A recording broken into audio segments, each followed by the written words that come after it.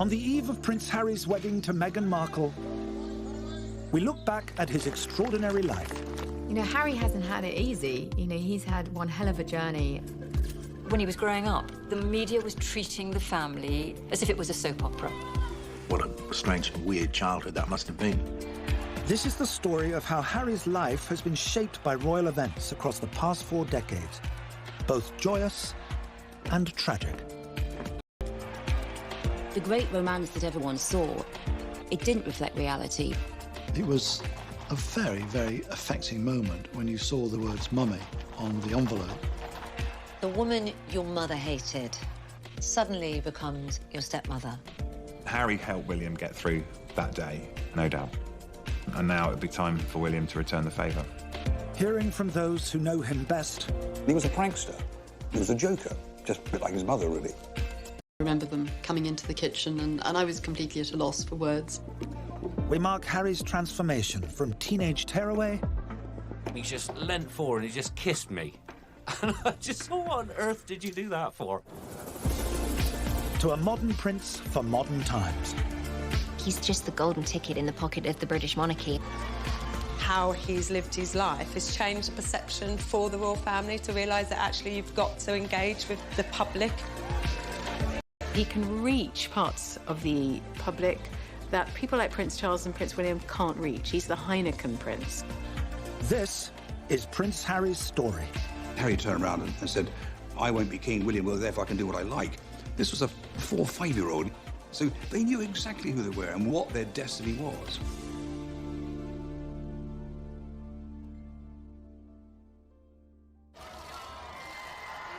As a new chapter begins in royal history, hip hip hooray! It's a boy!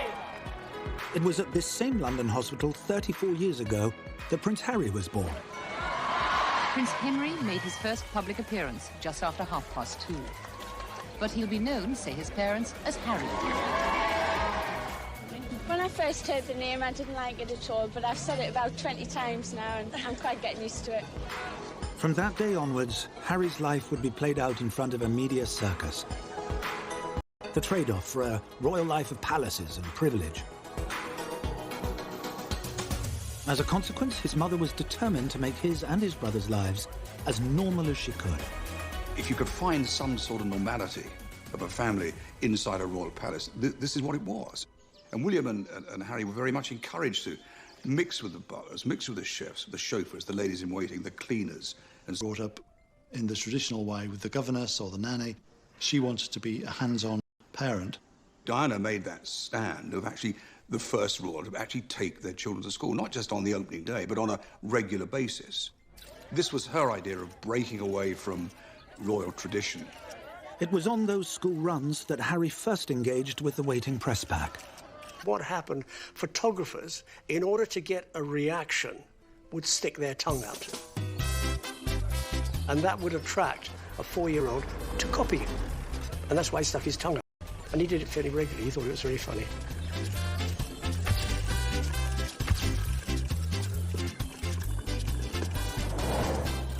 And that mischievous streak was just as evident at home. Harry was 4 when I started cooking for the family, and 15 when I left. And I have very vivid memories of being in the kitchen at Kensington Palace. I remember hearing very fast, scampering children's footsteps as Harry tore over the landing and then flew down the stairs towards the kitchen. And on more than one occasion, Harry was trying to escape from his nanny. Quick, help, help, I need to hide. So there were some low-down cupboards, so it was very quick to scoop Harry in and close the door. He didn't always give himself away with his giggles. He was a prankster. You know, he was a joker, just a bit like his mother, really. Diana would always play with the children. She would be on her hands and knees playing piggybacks and cuddling William and Harry, and it was just wonderful times. I remember one particular day running a bath, and I went back to my office room and came back, and there's this bath now bright red. And I think, Christ, you know, what is this? And of course, Harry had seen me running a bath, gone down to the kitchen, asked the chef, Ken's having a bath, have you got anything I put in the bath? Well, you know, the chefs are very much into this game as well, so they give Harry a bottle of red cochineal. And of course, he empties the whole contents of the bath, because then his mother comes out and finds all this. And that's how it was. It was great fun. I remember particularly weekends at Highgrove, and there was quite a lot of rough and tumble, and I think Prince Charles and the boys definitely enjoyed the odd pillow fight and a good bit of rough and tumble. Despite best intentions, there was little hope the boys could ever grow up in a normal environment. I remember a journey with William and Harry. They were arguing, with the nanny sat in the middle, and Diana was driving, saying, "Shut up, both of you." And there's Harry turned around and said, "Well, I can do what I like, because, you know, I won't be King William, well, therefore I can do what I like." This was from a 4- or 5-year-old, so they knew exactly who they were and what their destiny was. Their destinies had been set years before, when with the eyes and hopes of the world on them, Charles and Diana married in St. Paul's Cathedral in 1981. That was probably the biggest audience on television that there had ever been. The adoring crowds didn't know then that they were witnessing a marriage based more on convenience than love. This was, in a sense, the last gasp of the old way of royal marriages, where the bride was effectively selected for her seeming suitability as a broodmare and not because of any real attachment felt between the two people. But for the nation, the royal celebrations came at a perfect time. 1981 comes at the end of this long period of extended crisis, really, in Britain. You've had under strikes, power cuts, unemployment shooting up. You have people fighting in the streets, violence on the football terraces. It's just one incident after another. That's why the royal wedding in 1981 feels like such a break from the story. It's good, it's great, isn't it? Cheers everybody up. We all want to believe in fairy tales. So as a little girl, I remember I was in my night watching that wedding on television, and it was the most enchanting thing. With the weight of the country's expectations on her shoulders, Diana, the unknown kindergarten teacher, became an instant global icon. And that was the beginning, I think, of the love affair. But away from the public smiles, issues soon developed at home, with family life suffering as a result. The relationship between Charles and Diana was made very problematic by the fact that Diana was this megastar. Everyone became obsessed with her.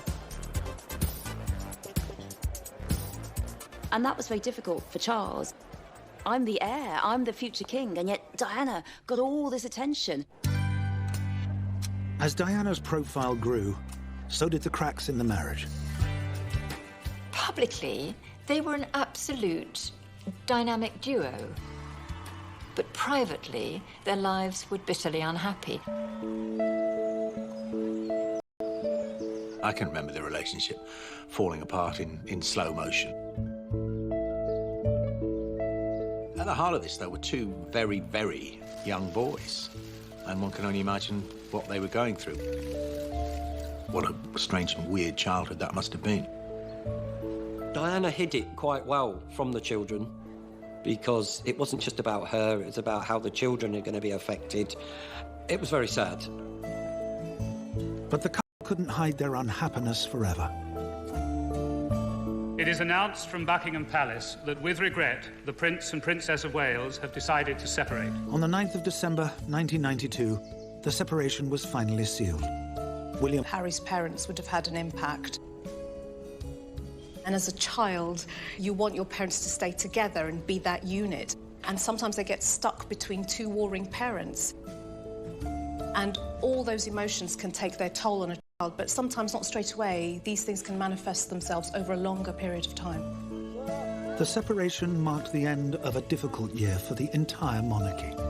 It has turned out to be an annus horribilis. It started with the separation of Andrew and Fergie. It was the year that Anne and Mark Phillips also divorced, and to have Windsor Castle engulfed by flames was quite something. Every family has its problems, and the royal family went through a crisis then. All the wheels seemed to be coming off.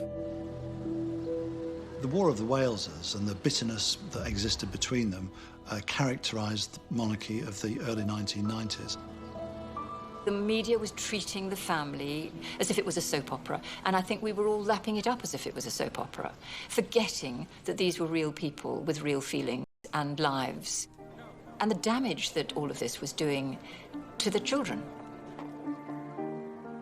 After so many interviews that they'd given, so many stories appearing which were negative, not just to themselves but to the monarchy, the Queen intervened and requested that they end this feud and divorce.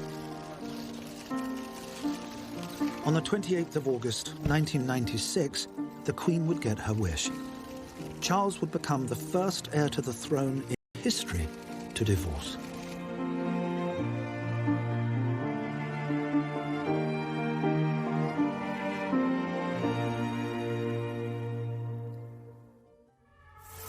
But there was an even greater event to come that would shape Harry's life forever. Just to confirm the news that Diana, Princess of Wales, has died in a car accident in Paris, which also killed her companion, Dodi Fayed. On the 31st of August 1997, Prince Harry and his brother William were with their father on holiday in Scotland. They were both sound asleep when tragedy struck. Their mother, Diana, had died in a car crash in Paris. Prince Charles was just in an agony. He went into their bedrooms and removed radios, televisions, anything that would enable them to hear the news from somebody else. And he broke the news to them in the morning. Charles is a caring man. He's a very caring man. And he had to protect the boys as much. Closed doors. But 500 miles away in London, the nation witnessed an unprecedented public display of emotion. Everybody was coming to pour their grief and show their appreciation to Diana. I was straight up to Kensington and put my flowers by the gate and paying my respects because she meant something to me. And yeah, I cried. But while the nation openly mourned Diana, there was a vocal and unprecedented demand for the royal family to return to London. The Queen wants to remain in Balmoral because, above all, she was trying to protect the boys. It was interpreted as the week wore on as the Queen being aloof, not getting it, not caring even, and that really built. People needed someone to blame because they were so devastated by the loss of Princess Diana and almost kind of uncomprehending that her death could have happened. The wave of anger against the royal family after Diana died was absolutely extraordinary. You see the biggest dip in royal popularity that there has been. It's amazing to look back now and see these incredibly, usually very royalist newspapers saying, "Show us you care, Mom. Come to London. We are here alone." Into this vacuum stepped a newly elected Prime Minister. She was the people's princess, and that's how she will stay, how she will remain in our hearts and in our memories forever. Tony Blair was getting all the attention. As a consequence, the royal family rather went down in popularity. When the politicians are very popular, the royal family tend to go down, and when the politicians are very unpopular, the royal family go up. You do see this seesawing. The grief-stricken family, stung by the criticism, made their way to London. I was in London on the day that Prince Charles and William and Harry came down from Scotland and came back to St James's Palace. And I remember vividly Harry coming into the kitchen and jumping up on the seat by the window and just looking at this little boy, wondering how he would even begin to process all that he was seeing and everything that was being thrown at him. But duty demanded Harry do more than just look at the crowds. Charles, William and Harry went to Kensington Palace and they looked at the bouquets that had been left there, and the emotion on their faces, you couldn't mistake it. They were devastated, they were heartbroken. Looking back on it now, I think it was probably rather cruel that they were brought back down to London and had to look at all those flowers, all these people sort of reaching out to touch them. William! Thank you so much. Thank you. Confusing, because he was having to absorb other people's pain, yet perhaps repress his own. I think that must have been some of the hardest hours and days and minutes of their whole lives. In front of a watching world, William, aged just 15, Harry, still only 12, had to bury their mother in step with royal protocol. What could be more awful? And have been told by your father and your grandfather, you don't look to the side, you walk in step with me, you don't cry, you walk. I mean, that is brutal. There's an old saying in royal circles, don't wear private grief on a public sleeve, and they didn't. They were probably screaming inside and hurting inside, but they carried that off with such dignity that people even today don't understand how did they do it.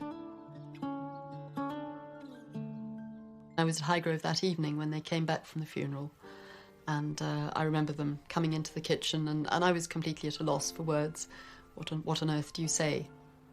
My instinct when I first saw them was to want to give them a hug, but it just didn't seem appropriate. You didn't want to cross any boundaries. It was very difficult. You just wanted to be there to support them in any way that you could. The day of the funeral is the day that all of us remember, but it's all the days and weeks and months after that of learning to live a life without their mother, who played such a massive part in their lives. Harry's talked about the fact that no one should ever have made a child do that. You can only agree. The emotions that he was feeling inside that day when he followed his mother's coffin stayed buried there for 2 decades to come.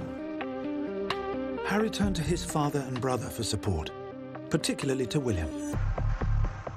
I think when they were growing up, because of the unhappiness within the family, like so often happens, siblings cling together for mutual support. And then after their mother died, again, they clung together. And the two boys were finally awarded some protection from the media during their time at Eton. Following the death of Princess Diana, there was an agreement with the press and the palace that whilst they were in full-time education, the press would leave them alone. Harry was 13 when he became a boarder at the exclusive school. There's all kinds of hormonal changes going on, but add another layer for Harry, and you've got somebody who is also grief-stricken saying, where do I belong? Who am I? How do I feel about me? He went public with his relationship with Camilla Parker Bowles. Camilla was regarded as the woman who had ruptured the fairy tale union of Prince Charles and Diana, or had doomed it from the start by simply being, as Princess Diana put it, the third person in their marriage. Harry might have been conflicted about that. I mean, on the one hand, he may have wanted his father to be really happy.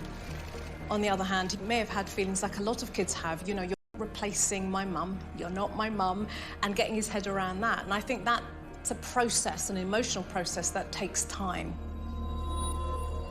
It was during this time that Harry's teenage problems really began to take root. Harry took to drink in a very big way. I think it was a form of self-medication. He'd had a rough time. An underage Harry became a regular at the Rattlebone Inn, a pub near his father's home at Highgrove. Prince Harry and Prince William used to come in there quite a bit when we used to play in there. We got to know Harry reasonably well. One of the songs he particularly liked was Rockin' All Over the World. He got up and sang that one with us a couple of times. There was one night, I remember, I was halfway through a song and Harry came and stood right in front of my microphone. And he just leant forward and he just kissed me. And I just thought, what on earth did you do that for? But that was just a little bit about, you know, who he was. But the good times were about to come to an end. The prince is said to have smoked cannabis in this outhouse, known locally as the Den. And at one stage, he was barred from the pub for allegedly swearing at a French chef during a fight. The press blackout was over. Harry was front-page news. I do wonder who was there at the time for Harry to give him that structure and those boundaries. Was it Prince Charles? Was it the Queen? Was it the private secretary? Who was there at the time to say, no, Harry, you've gone too far? Harry finished his A-levels and left Eton aged 18. There were real worries. Harry could have gone off the rails completely and just taken solace in a bottle and drugs or whatever. Or he could have just disappeared from the royal scene. In fact...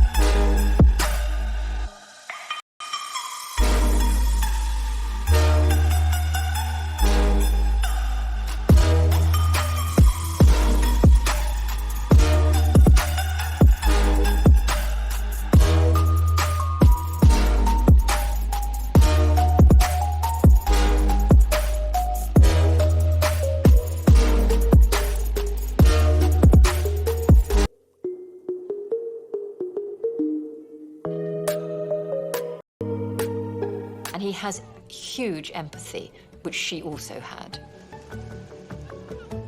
The experience would make a lasting impression on the prince, and he would return in later years to set up the Centre Bali charity, a commitment that would impress those who would work alongside him. I went back with him a couple of years ago, watching him in that space and engaging with those kids. I can say wholeheartedly, observing and listening to Harry when he's out there in that space, it is completely selfless. Harry's efforts would go on to help raise millions of pounds for young people affected by HIV.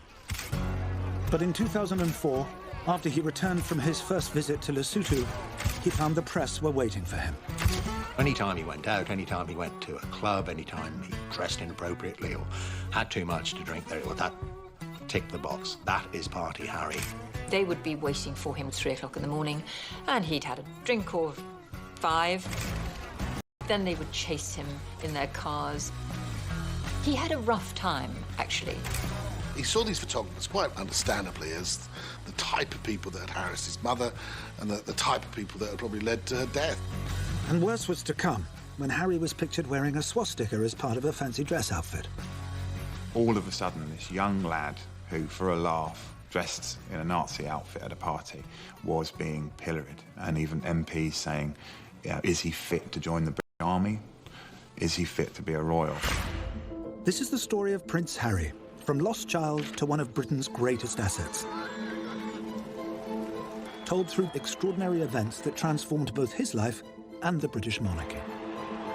And in 2005, aged 20, when his life was at a crossroads, another momentous royal event would occur for Harry.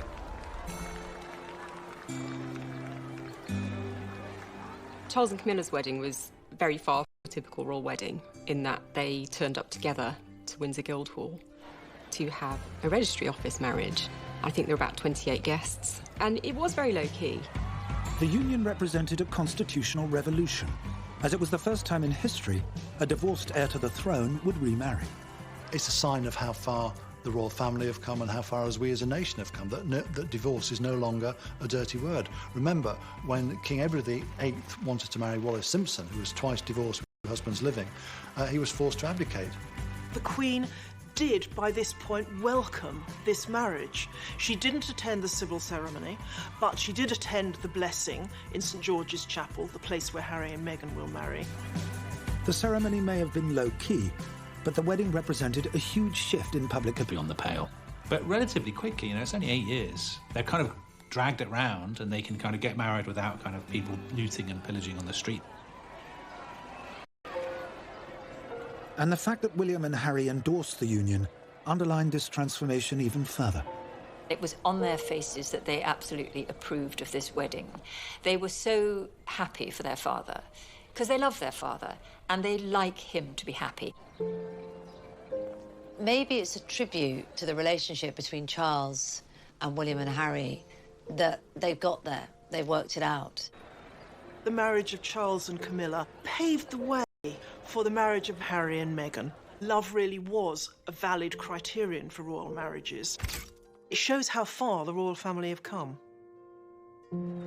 But with his father newly married, now more than ever, Harry needed to find somewhere he belonged. In May 2005, Harry entered Sandhurst Military Academy. That's where Harry became a regular person. He was just Harry to everybody else, and that was really what he needed, that semblance of normality. The army saved Harry. You learn a lot of skills. You learn authority, leadership, communication skills. It would have taught him everything, and you can see that coming through him as an adult now. He grew up very quickly, and that was lovely to see. He went from that cheeky, mischievous boy to being a man. After 44 grueling weeks of training, Harry was now an army officer. The graduating parade at Sandhurst is in front of the Sovereign, so she always witnesses the graduating parade, but this time it was different because Harry, as the graduating soldier, couldn't help himself but really show his joy at being out there graduating in front of his grandma. The Sandhurst experience had given Harry the confidence he'd been lacking. He was now keen to join his regiment on the front line. Last thing I want to do is have my soldiers sent away to Iraq or wherever like that and To be held back home, twiddling my thumbs, thinking, well, what about David? What about Derek? You know. Clearly, he wanted to deploy on operations. I wanted him to go on operations. After all, he trained for that. Plans were made in 2006 for Harry to travel to Iraq with his regiment, but then news of his deployment leaked. As a result of that, there was some propaganda put out by insurgents that they put a bounty on the prince's head. There are a number of specific threats of a varied nature, some reported and some not reported, specifically aimed at Prince Harry. We came to the conclusion that the risks weren't worth running and that he wouldn't deploy, which of course hugely upset Prince Harry at the time. Frustrated he couldn't join his fellow comrades. If you don't let me go and serve on the front line with my men, with the guys I'm training with, I'm not going to hang about. The problem that I had was to find a method by which he could deploy, which was what led to this rather extraordinary meeting, which I convened in the Ministry of Defence, inviting the editors of most of the major media outlets. A bold and ambitious plan was hatched.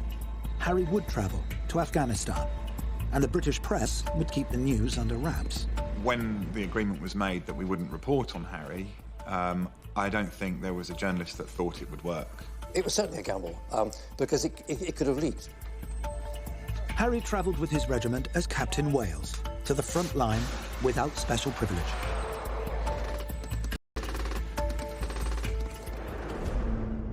Photographer John Stillwell was one of the select few who would find themselves in the thick of the action alongside the prince. Everyone said to me, he's going to be 30 foot underground. They won't chance him outside. As soon as we got to Kandahar, we were told we're going down to the front line. 300-400 yards from the enemy, from the Taliban. I was looking around thinking, if someone recognises him, a sniper, they could take him out quite easily. No, he was in danger. He was in danger. Against all odds, the media blackout was holding. And back home, with Harry missing from royal duties, his family were doing their bit to keep the secret safe. We'd had the Queen doing her Christmas message talking about all the troops out in Afghanistan and around the world, but she never wasn't able to mention, oh, and by the way, and my grandson, Prince Harry, is there too. And it must have been very difficult for Prince Charles when he was going around meeting the different soldiers and regiments, them all talking about Afghanistan, and him not say, well, actually, yeah, I know, I've had letters and phone calls from my son. He's on the front line too. But there was one very special message from home. He'd had a phone call from Prince William saying that Mum would be very proud of him, which I think, you know, meant a lot to him. While his family were tucking into their Christmas dinner, Harry was busy forging a lasting relationship with the Gurkha regiment, led by Major Pun. Prince Harry interacted very easily with the boys. He was very popular amongst the Gurkhas. It's bizarre. I'm out here now. I haven't really had a shower for 4 days. I haven't washed my clothes for a week, and everything seems completely normal. Thousands of miles from home, Harry had found a sense of belonging. We sleep together, we train together, we fight it together, you know, we all always grown up as one big family to look after each other. Prince Harry became one of us. At Christmas dinner, Prince Harry, he had a goat curry.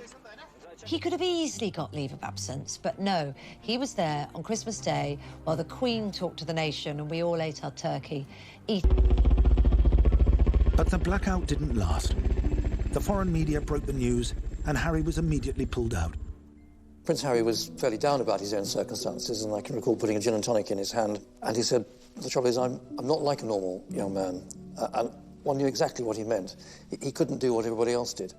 The experience did signal a thawing of troubled relations between Harry and Fleet Street's finest. Thank you to all the British media for keeping their mouths shut, and I know for a fact that there was stuff they did behind the scenes to stop stuff from coming out, which was massively kind of them. Despite his frustration, Harry was determined to find a way back to the front line, this time training as an Apache helicopter pilot. He was the top student on his course. He was the top gun on his course. Well done him. This was a fantastic boost to Harry's confidence. For the first time, he discovered there was something that he could do better than anybody else. That was the real turning point for Harry.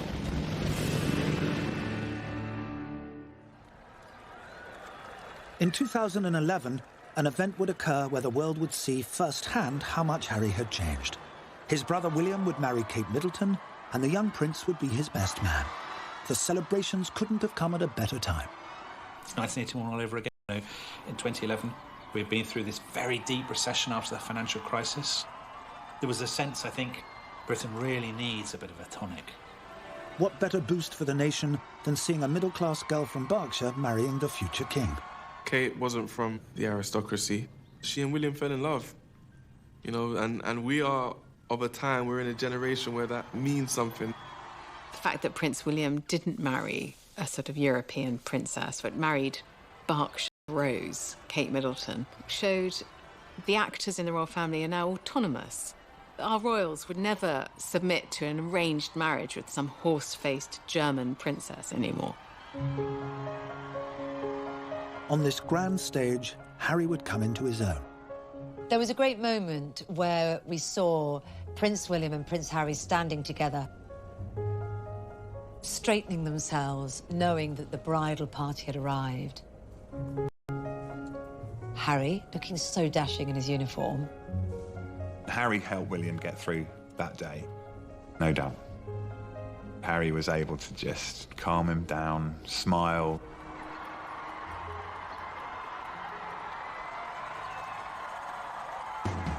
Harry's transformation from clown prince to royal asset was almost complete, and in 2014, he embarked on a new venture. Harry's made no secret of the fact that he really wants to champion wounded... Serving in Afghanistan, Harry had been inspired on a return flight home to the UK. There were two very, very badly wounded soldiers that had lost limbs being flown back in the same military aeroplane. And Harry quite poignantly said, "I'm not a hero. Those guys are the real heroes." I think that had a very profound effect on him as an individual, as a human being. He wanted to do something to address that. And his response to that was the Invictus Games. The Games are an international multi-sports event set up to inspire Harry's wounded comrades and challenge preconceptions about disability. Get out there, meet these guys, listen to their stories, and in some cases, in many cases, learn from them. It comes from him. He is the driving force behind it. It's his vision that we're delivering. Fame can be a wonderful thing it's like a superpower if you use it well. Harry has realised, I've got this power, I'm going to use it well. For people who feel a bit marginalised, for people who feel like they're not worth very much, to have somebody as prominent as Harry just come and shake their hand and say, "How you doing?" it's just great. Just like his mother, Harry was adopting a more relaxed style of royal conduct, and people loved it. Some events he was in the crowd, getting his popcorn stolen. Other events he was talking to the competitors, behind the scenes, talking to the friends and family, talking to the volunteers. Just everything. Doing everything. In 2015, after 10 years in uniform, Prince Harry left the army. He had established himself on the world stage, but his private life was another matter. I think the reason Harry's previous girlfriends haven't worked, notably Chelsea Davy, Cressida Bonus, they simply couldn't handle the press intrusion.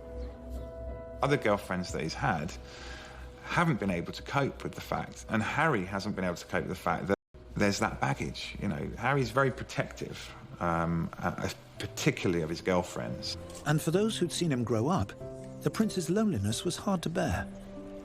I think it must have been really tough, because I'm sure there were some who he was very fond of, but perhaps the life wasn't really going to suit them. It was a worry, I think, that Harry was going to find someone who was going to be able to deal with all that pressure. With his brother settling down and starting a family, attention turned to who Harry would choose. But in October 2016, speculation began when he started dating one Meghan Markle. After a troubled journey through 4 decades, 3 weddings and a funeral, Prince Harry had transformed from little lost boy to war hero and seemed to grow into his royal role. Harry's been on quite the emotional journey. He feels like he's come of age. He's gone through him now because we can see that he's always been Prince Harry. He's just like any young man finding his way in the world. Prince Harry met Meghan Markle on a blind date in London in the summer of 2016.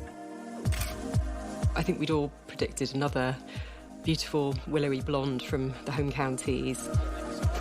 She's smart, she's independent, she's been successful in her own right. I love the fact that she's American, that she divorced, that she's from a broken home. She's mixed heritage, African heritage. She is a black woman. And she's absolutely right for the times. But media fascination with the new relationship soon crossed the line. When the news broke that Prince Harry was dating this biracial American actress who's also divorced, there was a feeding frenzy. The press were climbing into Meghan's house. They were camped on her lawn. They were following her. It was deeply unpleasant. Meghan had been the victim of some of the most horrendous racist attacks. The trolls on social media had been vicious. Fearing another relationship could be ruined by media intrusion, Harry was forced into an unprecedented move, demanding the press pack back off. Harry's statement from Kensington Palace about press intrusion and press coverage of Meghan Markle was impressive. The statement says some reporting has crossed the line with abuse and harassment with racial overtones. He wants to protect this woman who he's in love with.